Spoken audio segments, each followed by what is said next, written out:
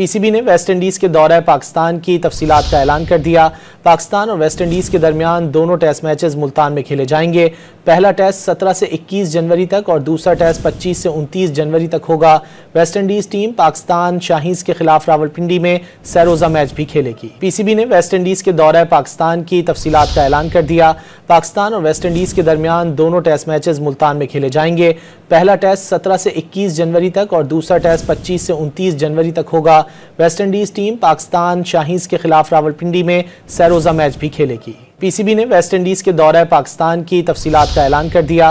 पाकिस्तान और West Indies के दरमियान दोनों टेस्ट मैचेस मुल्तान में खेले जाएंगे। पहला टेस्ट 17 से 21 जनवरी तक और दूसरा टेस्ट 25 से 29 जनवरी तक होगा। West Indies team Pakistan Shaheen's के खिलाफ रावलपिंडी में सरोजा मैच भी खेलेगी।